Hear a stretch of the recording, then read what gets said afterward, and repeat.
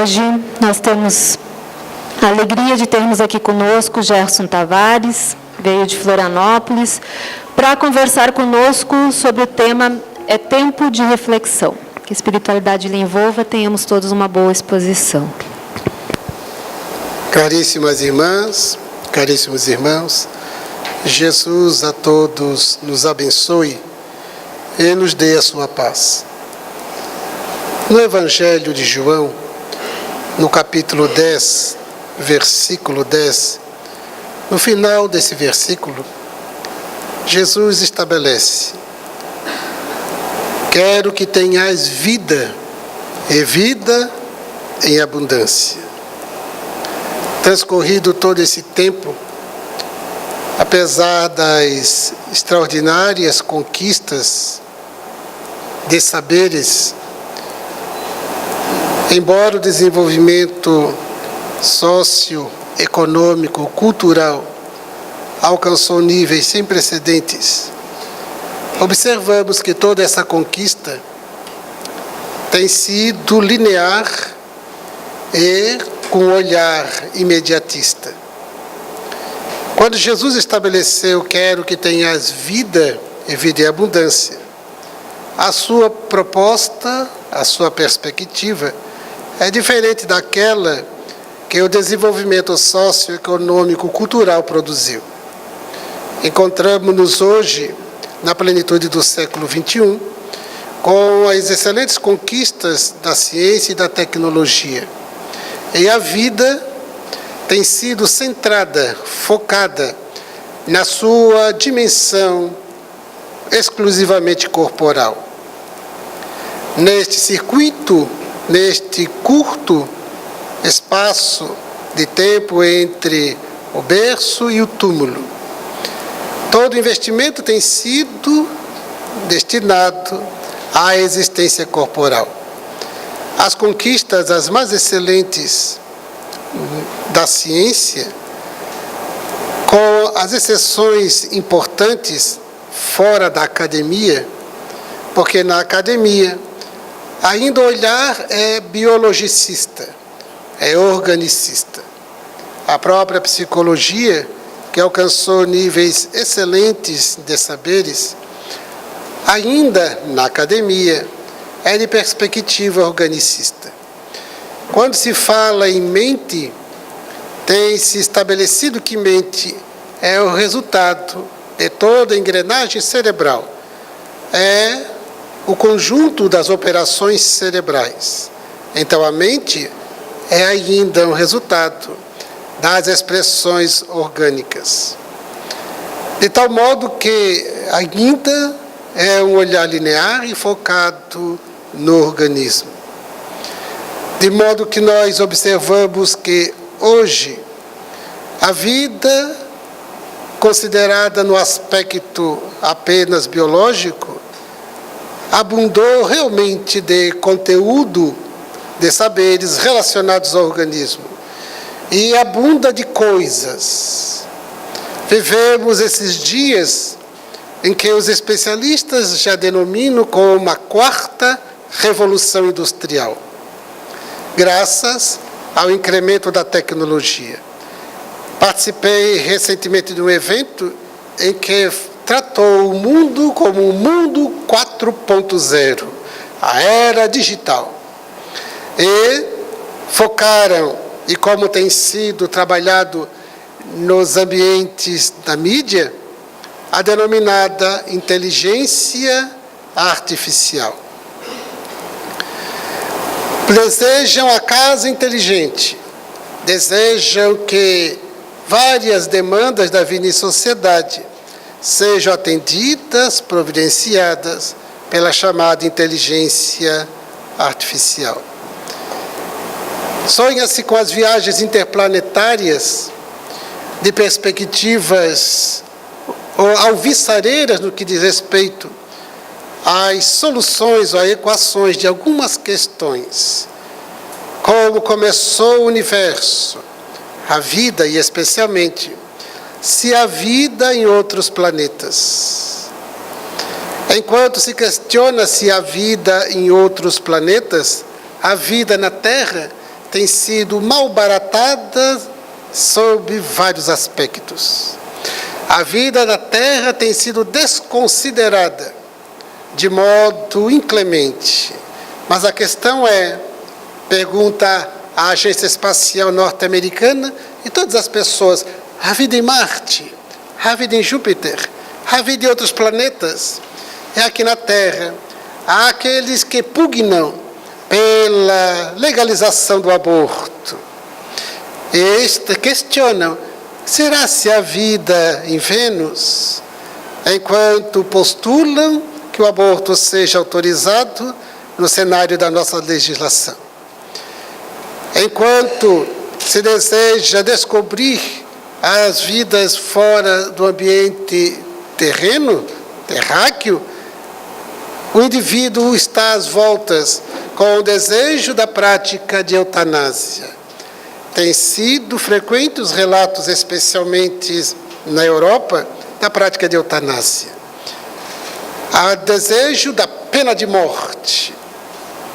Cada vez mais se discute a possibilidade de estabelecer na legislação pátria a pena de morte. A vida tem sido malbaratada de forma perturbadora. Mas a vida em outros planetas? Como é que é a constituição física do marciano? Como eles vivem? Como é o corpo deles? Enquanto aqui desejamos destruir os corpos, sob o argumento, no caso do aborto, de que a mulher é dona do seu corpo. Ela pode até dizer, de alguma forma, de modo muito limitado, de que é dona do seu corpo, mas não de outro corpo que está sendo gerado. Então vivemos esses dias de paradoxo, em que o indivíduo na Terra fala de inteligência artificial e ainda não desenvolveu a inteligência emocional. A inteligência emocional, descoberta pelo psicólogo de Harvard, Daniel Goleman, depois de consolidada, denominado QI, coeficiente de inteligência, ele percebeu que é possível também estabelecer coeficiente emocional. De modo que vivemos esses dias de incoerências e de paradoxos. E a vida tem sido malbaratada. As pessoas têm desejado abundar de coisas à sua vida. Vivemos nesses tempos da quarta revolução industrial, cada vez mais desejando ter coisas. Ter coisas. Como se a vida tivesse algum significado, tivesse sentido, a partir do acúmulo de coisas. E as pessoas vão conquistando, possuindo, e a vida vai se tornando um tédio. Nesse desejo de ter e mais ter, não há dinheiro que dê. Nem quem está suficientemente satisfeito com o seu salário. Por quê? Porque a ganância é muito grande. Não somente para ter, como para viver experiências de prazeres. Nunca se viajou tanto, cada vez para mais longe.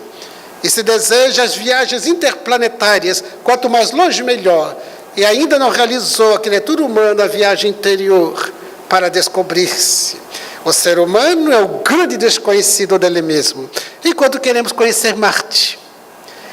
E é ele o grande desconhecido no seu próprio cenário, na qual a sua vida se dinamiza.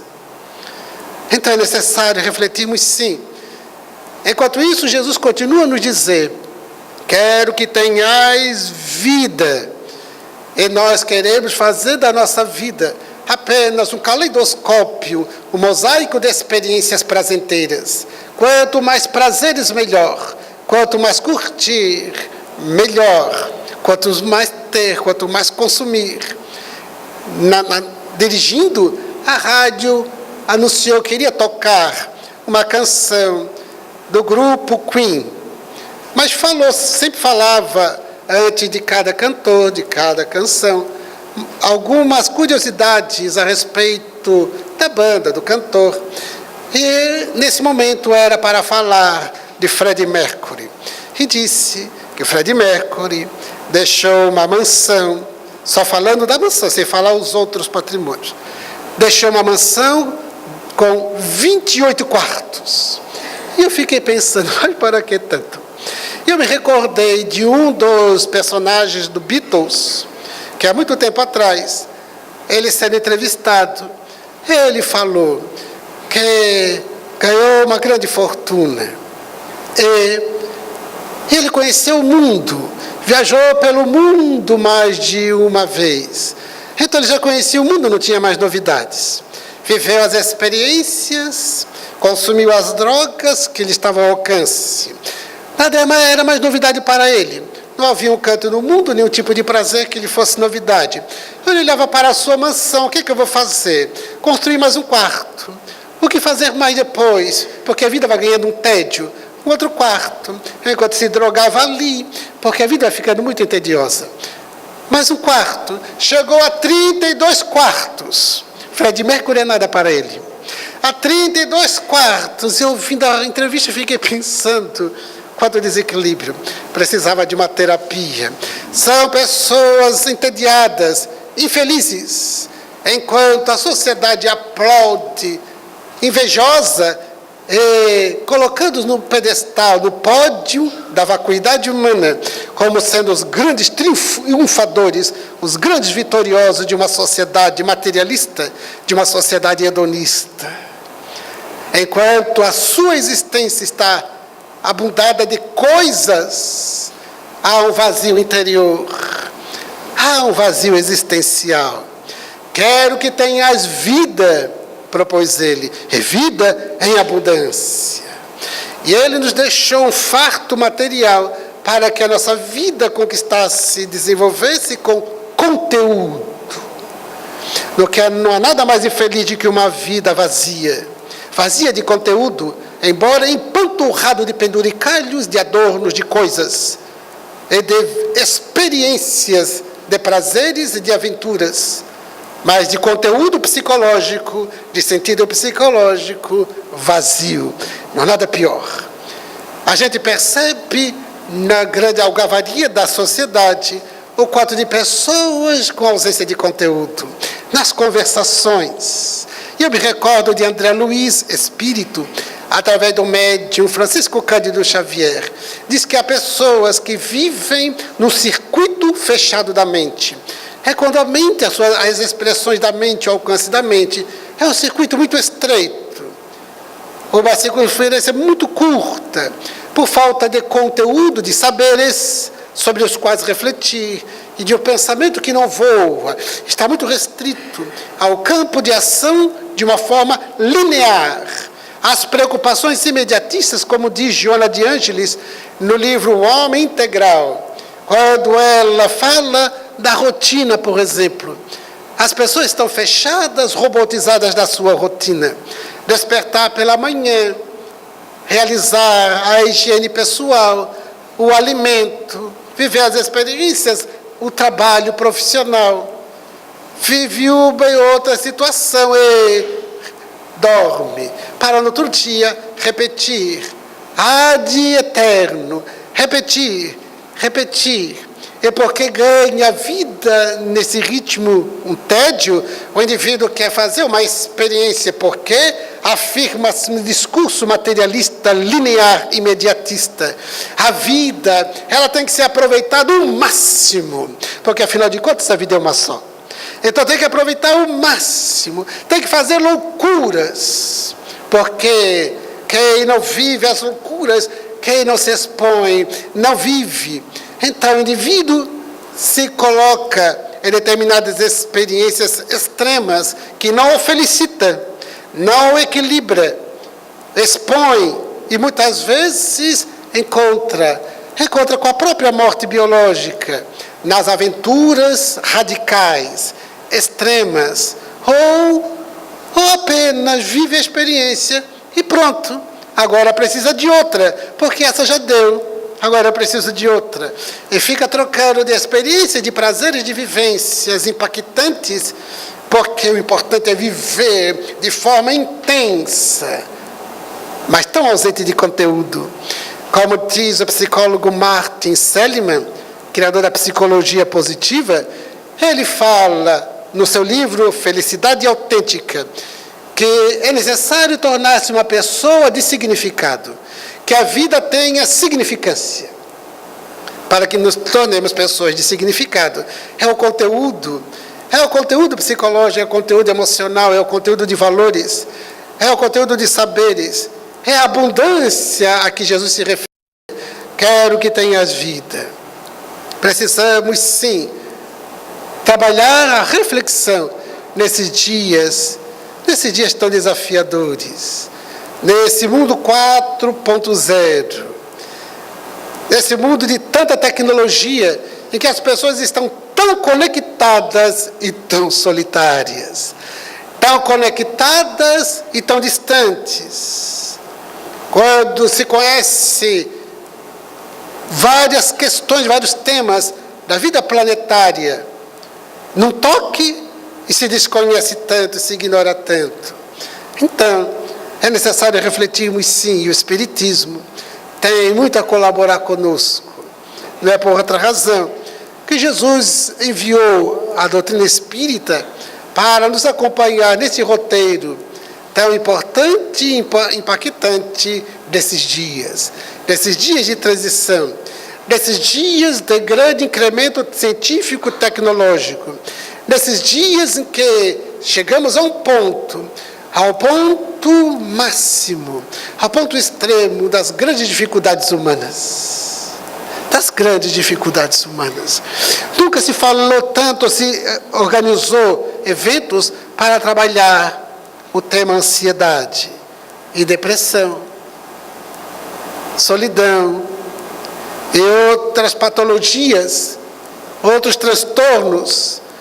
Nunca ouvi tantas reclamações de pessoas que não dormem. Nunca ouvi tantas reclamações de pessoas que precisam de medicamento para dormir. Nunca percebi tantas pessoas que, quando se pergunta, tudo bem, está tudo bem, medicado, mas estou bem. Estou medicalizado. É a medicalização da saúde. Quando o indivíduo toma algo para dormir e toma outro para ficar de pé. Por quê? Porque é necessário. Porque afirmam alguns, nessa correria de todo dia. Percebo, já disse outra vez aqui, nunca se falou tanto na palavra correria como hoje. Por quê? Porque as pessoas estão ansiosas, as pessoas estão estressadas. Como diziam alguns, eu peguei estresse, como se estresse pegasse. Então, nós vivemos esses dias em que nunca se tratou tanto, nas TVs, nas programações, em livros, seminários, encontros, a respeito da ansiedade, da depressão. E isso é muito bom, que se trabalha para se examinar, se discutir, a fim de se adotar uma filosofia de comportamento que produza saúde, bem-estar. Porque as pessoas sem conteúdo se encaminham para a enfermidade de natureza mental e de natureza física. A mente, para nós espíritas, para o espiritismo, a mente é o do espírito. Não é uma produção do cérebro. A mente é independente do cérebro. Por isso é tão desafiador. A mente é independente do cérebro. A mente sobrevive ao cérebro, porque a mente é do espírito. A mente é o próprio espírito que se expressa. Os espíritos desencarnados atuam através da dinâmica mental. Quando encarnados, a mente, que é o espírito, se utiliza do cérebro para então se dinamizar na vida corporal. O cérebro é instrumento da mente. Por isso é necessário trabalhar a mente, porque a saúde do cérebro é consequência, é efeito. Razão pela qual é necessário estudarmos, sim, a mente, mas não como as definições que têm sido dadas na academia. Se formos perguntar a um psiquiatra, a um psicólogo de orientação biologicista, vai dizer que a mente ela é o resultado, é o conjunto das expressões cerebrais, da dinâmica cerebral, alguma construção conceitual de definição mas relacionada ao cérebro. E para nós espíritas, o espírito, ele utiliza-se do cérebro para a sua jornada corporal. Quando há desencarnação, o cérebro deixa de ter vida, porque quem o usava, quem o dinamizava, saiu e continua vivo e continua com a dinâmica mental. Continua um ser pensante, um ser inteligente e segue a jornada da vida. Porque o cérebro é diferente da mente. A mente é distinta do cérebro. É muito importante sabermos disso para que nós trabalhemos a nossa casa mental, porque ela é responsável por utilizar-se do cérebro. E cuidarmos do cérebro, porque ele é o equipamento, o instrumento do qual o espírito que somos, através da mente, nos valemos, utilizamos para a dinâmica de todo o corpo e a nossa dinâmica da vida em sociedade. Cuidemos da casa mental. Prestemos muita atenção nas nossas crenças. Todos nós carregamos crenças, todos nós. Trazemos já crenças de outras reencarnações, que muitas são mantidas nesta reencarnação e são potencializadas nesta reencarnação, ou a adição ao aditivo de outras crenças. A crença é aquilo que nos define intimamente, de modo inconsciente. Quantos de nós têm uma crença, por exemplo, eu não mereço ser feliz? É uma crença. É uma crença muitas vezes construída de outras encarnações, por causa dos nossos delitos morais, do mal que fizemos, e que a consciência culpada produz a crença. Por causa da culpa, eu não mereço ser feliz. Outras crenças são construídas na dinâmica da vida na Terra. Quando em casa ou na escola, a criança, cuidemos muito da criança.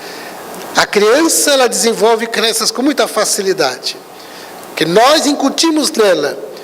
É muito perigoso quando nós estabelecemos para a criança algum conceito depreciativo. Você não sabe nada mesmo, porque ela pode assumir.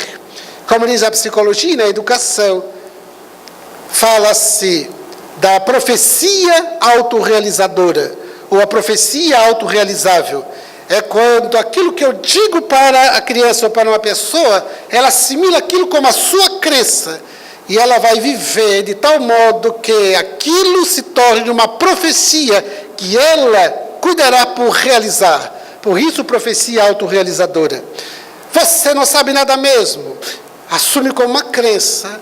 E todo seu comportamento será para comprovar e demonstrar que ela estava certa. Eu não sirvo para nada mesmo. Então, há várias crenças que podemos trazer de forma infeliz. E é necessário, então, o autoconhecimento. Por isso, de novo, o autoconhecimento. Sempre trazido à baila nos nossos estudos, nas nossas reflexões em torno da vida e do progresso. Porque o autoconhecimento produz a autodescoberta, o autoencontro. É quando a gente descobre as crenças. As terapias psicológicas, hoje as escolas já falam que as terapias, elas são um processo de autoconhecimento. Porque é quando o indivíduo se encontra e se descobre, então perceber as crenças, os pensamentos automáticos. Quais são os nossos pensamentos automáticos? Nem sempre nos damos conta dos pensamentos automáticos. As coisas acontecem e tinha que ser comigo, porque é sempre comigo. Sempre acontece assim comigo. Havia no ambiente social, eu fazia um sorteio. Um sorteio, uma conhecida assim. Eu não vou ganhar nada. Porque eu nunca ganhei nada mesmo. Eu nunca ganhei nada. Como no ambiente de trabalho, uma estagiária vendendo rifa para adquirir dinheiro para a sua formatura. Então, era uma rifa de não sei o que, não me recordo. As pessoas foram comprando para ajudar, e uma colega assim, eu nunca ganhei nem um alfinete na minha vida. Eu lhe disse, sim, é uma questão de que a matemática, A matemática apresenta muito bem os cálculos das possibilidades dentro do universo. Então, não é uma questão de destino, não é uma coisa de determinismo. Acontece, é natural, faz parte. Agora, se você assimila isso como uma crença, então, isso não é bom, porque você vai transferir para outros setores da vida. Então, retire isso, reformule o conceito, reformule. Comece a pensar assim: eu nunca ganhei um alfinete, mas quem sabe eu ganho um prego, eu ganho uma pulseira, qualquer coisa. Ou seja, não assimile, liberte-se. Eu lhe disse, liberte-se. Eu disse para ela, mas eu também quase não compro rifa. Eu compro quando me oferece assim. Eu não jogo na Mega Sena, não tem como ganhar. Eu não jogo, não faço jogos de azar e não tem como ganhar. Mas eu podia jogar a vida inteira e não ganhar, porque a matemática vai dizer quais são as probabilidades. Não quer dizer que eu esteja predestinado para ser o azarento da vida, de modo algum. Então, retire essa crença, disse para ela, retire. Era mais ou menos antes de mês de agosto. O mês de agosto tem o Dia dos Pais, então o shopping em Florianópolis, um deles pelo menos fez aquelas promoções. A partir de certo valor de aquisição, você ganha cupom para concorrer a uma caminhonete, uma daquelas caminhonetonas gigantes que as pessoas sonham com elas. E então, ela fez compras para o Dia dos Pais, para o seu esposo, para que os filhos dessem, comprou para o pai dela. Então, arrumou alguns cupons, porque as mulheres quase não gostam de comprar. Então, ela deve ter feito um acervo de cupons. E, de repente, no jornal de segunda-feira, sai a notícia, na foto dela, com a caminhonete. Eu disse, olha no que se transformou o clipes dela. Muito bem. Daí, de tarde, no ambiente de trabalho, eu fui até a cela dela e disse assim, olha no que se transformou teu clipes. Ela, depois eu pensei na nossa conversa. Me lembrei na hora, quando me ligaram. Então, veja só, eu disse, percebe? Como nós não estamos determinados ao azar, porque não existe sorte e azares, são experiências, necessidades evolutivas, experiências importantes, muitas delas programadas, dentro da minha perspectiva de planejamento evolutivo. Então, cuidado com as nossas crenças, com os pensamentos automáticos. É sempre comigo. Nada dá certo comigo. Dá com todo mundo. Não dá nunca comigo. Sabia que isso ia acontecer. Eu sabia porque eu estava aqui. Ou então, esses pensamentos automáticos, tem outros pensamentos automáticos muito infelizes, quando é na avaliação do outro, da outra pessoa, é quando movimenta em nós uma reação de revolta, uma reação de raiva, uma reação de mágoa, de ressentimento. Cuidemos com os pensamentos automáticos, disciplinemos, muita atenção à atividade mental. O pensamento é um dos produtos da atividade mental. Por essa razão, Jesus disse, vigiai e orai. Vigiai. Essa autoobservação, esta autoanálise, desde a nascente dos pensamentos, para sabermos fazer as substituições do conteúdo do pensamento, da direção do pensamento, desde a nascente. É uma ideação pessimista, façamos a substituição para o pensamento otimista. Porque há muitos pensamentos automáticos pessimistas. Façamos a substituição. Por um pensamento otimista, um olhar positivo, embora circunstâncias difíceis, um olhar positivo, para que o indivíduo, então, saia desta psicodinâmica de baixo padrão, mental, fluídico, energético, moral. Então, vigiai, cuidemos da atividade mental. É na atividade mental que nós também vivemos as emoções e sentimentos. Muita vigilância às emoções e sentimentos. Como elas são construídas, a direção e intensidade que damos a elas. Muito cuidado. Porque isso nos torna autores do mal, bem como nos torna também artífices da nossa própria saúde e doença. Binômio saúde e doença depende muito da atividade mental. Hoje já temos, além da já considerada e já consolidada tese da psicossomática, temos a psiconeuroimunologia, psiconeuroendocrinoimunologia, que fala dessa dinâmica da mente atuando no sistema nervoso central, a dinâmica do cérebro e a relação com o sistema imunológico e com o sistema endócrino. Cuidemos da atividade mental. Cuidemos do seu conteúdo, da sua intensidade, da sua qualidade. Há muitas pessoas que vivem de tal forma que a problemática orgânica e mental de saúde que se perde para a doença é uma questão de tempo. Por causa da continuidade do baixo padrão mental, de raivas, de revoltas, de desespero, de mau humor, de pessimismo. Então, essa postura proativa, dinâmica, com alegria de viver, e com esse olhar positivo, otimista diante das circunstâncias, por mais difíceis, por mais impactantes, por mais desafiadoras, esse olhar sábio e tranquilo de observar que são experiências.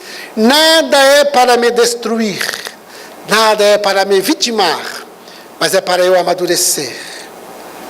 Aproveitar a experiência para amadurecer, e não para sucumbir, e nem para transferir a outrem as responsabilidades.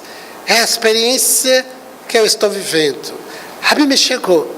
Se observarmos pela autoanálise que nós buscamos aquele tipo de vivência e o que está nos acontecendo é apenas o resultado do nosso comportamento, então nós vamos constatar que somos responsáveis. E quando nós não somos responsáveis por isso se suceder, chegou como que gratuitamente, é porque a causa está em outra reencarnação, ou é uma experiência necessária para o meu amadurecimento.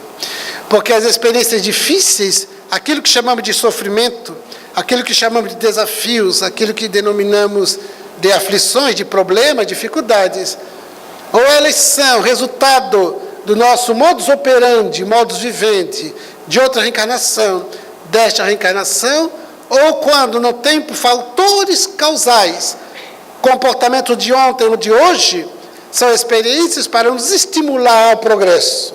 Porque nós vivemos um momento evolutivo que nós estamos precisando nos recompor em relação a ontem, a um ontem próximo, a um ontem distante.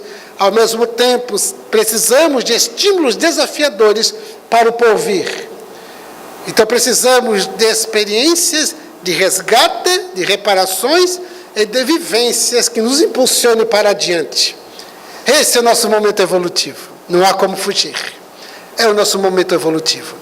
Quando alcançarmos a plenitude intelecto-moral, não precisaremos mais de resgates. E os estímulos para adiante, eles fluem pela própria psicodinâmica. Não preciso ver algo nos impactar, nos desafiar. Assim como o aluno que já está habituado e animado, consciente da importância do estudo, o estudo não tem para ele mais nenhum tipo de fardo. É um prazer. É um prazer. É um prazer estudar, é um prazer ler, é um prazer os desafios para as demandas do estudo. É um prazer. Mas até que isso se torne deste nível, quantos estudos é um fardo? É uma dificuldade.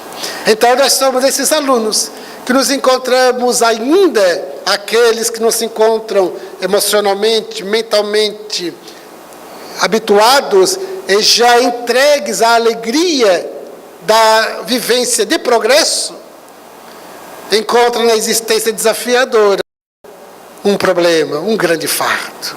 É muito difícil viver. A vida é muito difícil. Aqueles que já se deram conta e já têm o prazer da vida, a alegria de viver, nesse nível evolutivo no qual nos encontramos, aceita as experiências porque sabe do resultado para adiante, para o futuro, a partir dos resgates, das reparações, bem como através das vivências que desafiam e nos fazem crescer. Por essa razão, a paciência. Precisamos muito da paciência. É necessário construirmos a paz de espírito. A paciência é o resultado natural da paz de espírito. A paz de espírito, esse recurso interno, produz o comportamento paciente, resiliente, sereno, tranquilo. Então, a paz de espírito é uma dinâmica mental. Trabalhamos a mente em favor da paz de espírito. E essa paz se conquista, se desenvolve a partir da reflexão. Cuidemos da reflexão. Muitos de nós não têm refletido, têm ruminado. Muitos têm ruminado problemas, dificuldades, preocupações. Quando deve autorizar o corpo ao relaxamento para dormir, fica ruminando. Problemas, dificuldades, as questões do dia seguinte. Então é necessário construirmos a paz de espírito. E a reflexão é o meio pelo qual. Como diz Joana de Ângeles, o autoconhecimento, o despertar do espírito, a condição sine qua non é a reflexão. A reflexão é essa condição sine qua non. A paz de espírito é o resultado da reflexão, que nos conduz ao cumprimento dos deveres, porque não há quem possa ter paz interior sem cumprir com os deveres. É quando a reflexão nos conduz à certeza e conclusão, é necessário cumprir os deveres. É necessário respeitar o próximo. Respeitar o próximo de forma incondicional. É necessário romper com os estigmas, porque sobre os estigmas é que se edificam as discriminações e preconceito. Numa sociedade que tanto discrimina e preconceitua, nós seremos aqueles que desconstroem os estigmas para desarticular preconceitos de discriminação de qualquer tipo, para que a paz de espírito seja a nossa realidade. A paz de espírito a partir da reflexão que se conclui pelo bem no movimento altruístico, que substitui o egoísmo, porque não há como ter paz, ser pacífico de forma egóica. É necessário desconstruir o egoísmo, substituindo pelo altruísmo, que nos conduz ao comportamento fraterno e solidário. Paz de espírito. Esta é a grande conquista a que devemos empreender. Nesses dias em que se deseja ter tantas coisas, a paz de espírito deve ser o nosso mais importante objetivo de vida. Paz de espírito, que resultará no comportamento sereno, pacífico, pacificador, no comportamento paciente e resiliente e na nossa saúde integral. Paz de espírito é o grande tesouro a ser perseguido. E não vamos encontrar em lugar nenhum. A paz de espírito é um recurso interno. O reino de Deus está dentro de vós. É um recurso interno à espera de ser desenvolvido. Atividade mental. Atividade mental, reflexão, para que os conteúdos que já temos do Evangelho e os saberes espíritas nos ajudem a construir paz de espírito. Trabalhemos pela paz de espírito. Confiemos em Deus e nas suas leis. Uma amiga espírita, mandou-me pelo celular mensagem: Gerson, acho que Deus se esqueceu de mim. E eu pensei, o que dizer para o espírita quando ele diz que Deus se esqueceu dele? Deus se esqueceu de mim de modo algum. Nós é que temos nos afastado de Deus. Temos afastado de Deus porque estamos muito conectados com as coisas da matéria, as quinquilharias, os penduricalhos. Estamos muito perto do Natal. E, refletindo a respeito desta data, recordo-me de Jesus, Ele podia ter escolhido como seu pai um rei, um príncipe, um mercador próspero. Ele elegeu um carpinteiro muito modesto. Como mãe, a esposa de um rei, uma rainha, ou uma mulher de destaque na sociedade.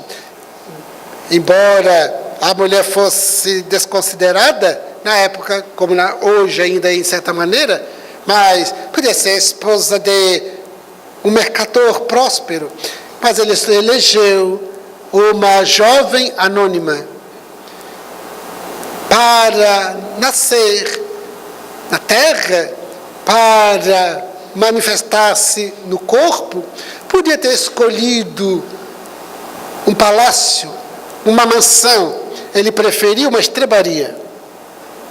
Como berço, ele podia ter escolhido um berço de ouro, mas ele decidiu por uma escudela, onde se depositavam os alimentos dos animais, que ficou na história como a manjedoura.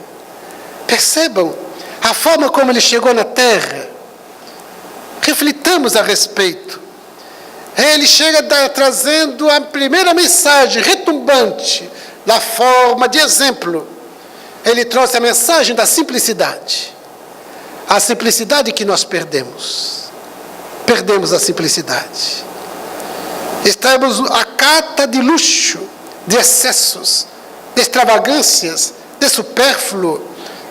Desejamos muitas coisas, porque é impossível ser feliz com tão pouco. É preciso muito. E ele nos chega falando de simplicidade. Voltemos ao espírito autêntico de Natal. Voltemos, resgatemos em nós a natural simplicidade, a simplicidade da qual nos afastamos. Desse desenvolvimento sociológico, desse desenvolvimento econômico, cultural, da tecnologia, perdemos a simplicidade. Trabalhemos a simplicidade em nós. Façamos exercícios, treinamentos, práticas para conquistar ou reconquistar a simplicidade. Não precisamos de tantas coisas assim. Não precisamos de tantas coisas, de poderes. Não precisamos de tantos penduricalhos, de tantos adornos. Precisamos de roupas, mas não é necessário que ela seja luxuosa, que ela seja refinada, requintada. Uma roupa adequada, sim. Limpa, sim. Mas ética, mas não é necessário luxo. O automóvel, ele atende às nossas necessidades da sociedade contemporânea. Mas não é necessário que seja aquele luxuoso, aquele último tipo, aquele importado. Não é necessário. Na garagem onde deixo o automóvel, em Florianópolis, um senhor, ele tem um carro que eu não sei exatamente qual é, mas eu sei que é algo top, importado. Só que ele não anda, ele anda com outro no dinâmica do dia a dia, e aquele mantém guardado. Ele anda só os domingos, por 1 hora mais ou menos, só os domingos, para manter funcionando o motor, para poder deixar o motor ainda vivo. Mas quase sempre quando a gente entra lá na garagem, está ele alisando. Então, uma vez eu entrei com meu filho e disse, está vendo aquele senhor, ele está namorando. Está namorando. Ele riu, ele está namorando o carro. A joia dele. Então, é um senhor, a idade vai ganhando, as cabeleiras embranquecendo, o corpo se fragilizando, mas aquela paixão por aquele automóvel. Chegará o momento em que ele vai ter que se despedir da grande namorada, porque ele partirá e sem o carro luxuoso. Como disse Joana de Ângeles, porque o médium e orador Divaldo Franco, ele disse que estava, se não me engano, nos Estados Unidos, uma matéria de jornal dizia que uma milionária excêntrica, pouco antes de morrer, ela fez um pedido para a família. E a vontade de morto ninguém desatende. Ela pediu que o seu carro, à época, o carro luxuoso que se falava muito, é o Rolls Royce, E ela pediu que o seu corpo fosse preparado e colocado dentro de um carro luxuoso, e o túmulo também adrede planejado, conforme as suas orientações, para que o carro fosse colocado no túmulo com o seu corpo. A família fez exatamente isso, e foi revelado as cifras em dólares e tal. E Divaldo dizendo que leu e pensou, meu Deus, mas que coisa. E o espírito Joana de Ângeles disse, meu filho, ela conseguiu que seu corpo fosse enterrado no carro luxuoso, mas do lado de cá está a pé pedindo carona. Então, cuidemos muito da nossa relação com as coisas. Quantas coisas são importantes, necessárias no nosso trânsito corporal, mas que elas sejam funcionais para atender necessidade. Sem medo de perder, sem medo que furtem, sem esse desespero, serenidade, para ter as coisas, sendo as coisas simples e funcionais, para atender necessidades, mas com equilíbrio, para que quando chegar o momento da morte, nós possamos desencarnar com serenidade, com tranquilidade, sem os resultados infelizes do apego, porque os espíritos que desencarnam sem desapegar-se, mantêm-se mentalmente, cuidemos da atividade mental, mentalmente vinculados à matéria e aos pertences, às coisas da matéria, vivem mentalmente como se estivessem encarnados. É por isso que nós vamos ver os relatos da espiritualidade ainda infeliz, porque a mente voltada para a matéria, a barba cresce, sentem frio, sentem fome. Se teve algum acidente, continua sentindo as dores. Se é uma parada cardíaca, as dores prosseguem. Se encontrou-se em meio às ferragens de automóvel, continua se sentindo como se lá estivesse. Se é um câncer, continua com os resultados infelizes das suas dores, porque a mente apegada ao corpo e à matéria mantém a dinâmica como se encarnado tivesse. Como diz o espírito Manuel Filomeno de Miranda, através do médium Divaldo Franco, morrer é muito simples. É muito simples. Desencarnar é mais difícil, é mais complexo. Libertar-se ainda é mais complexo. Porque a libertação é o espírito desencarnado pleno de espiritualidade. Então, a morte é um fenômeno do decesso carnal. Quando há anóxia cerebral, quando há parada cardíaca, a morte do tronco encefálico, então há a morte do corpo. O espírito então desencarna. É outra fase. A libertação é a mais difícil, porque é necessário que o espírito, a atividade mental, moral, íntima, não tenha mais nenhuma identificação com a matéria. E isso começa no corpo. É o que Humberto de Campos, através da mediunidade de Chico Xavier, tem numa página muito boa, muito bela, que diz, título, Treinamento para a Morte. Joana de Ângeles, numa obra recente, ela adota uma mensagem, só que tem por título Treinamento para a Desencarnação. Esse treinamento para a desencarnação, enquanto estamos no corpo, começar a treinar depois da morte já é tarde. Tem que ser agora. Atividade mental e comportamental, hábitos, a educação, a rotina, nosso jeito de ver, de viver, de pensar, de sentir, de se relacionar, de agir. O treinamento para a desencarnação. Para quando chegar a hora, possamos estar tranquilos. Não é fazer apologia da morte, de modo algum. É fazermos o destaque de vida. Quero que tenhais vida, e vida em abundância, de conteúdo moral, de conteúdo de saberes, de conteúdo e significado psicológico. Eis a abundância que Jesus se referiu, e que o Espiritismo nos propõe a todos nós, para que tenhamos uma vida abundante. A começar pela aceitação da vida, a alegria de viver. Cuidemos da nossa psicodinâmica, que deve se movimentar com a alegria de viver. Apesar das circunstâncias, embora o contexto alegria de viver, paz de espírito, esse nosso tesouro, a nossa riqueza que devemos perseguir, paz de espírito. E sigamos adiante para construir um futuro com a segurança de saúde integral, de paz de espírito, de felicidade possível. Assim, sigamos adiante manifestando nossa gratidão a Deus por estarmos aqui. A gratidão a Deus pela vida, a Jesus pelo seu Evangelho, a Jesus porque até hoje, em espírito e verdade, em espírito e vida, Ele permanece conosco. Nossa gratidão a Allan Kardec pelo legado da codificação espírita, que ilumina nossa inteligência e pacifica o coração. Nossa gratidão a esta abençoada casa, que sempre nos recebe com amizade.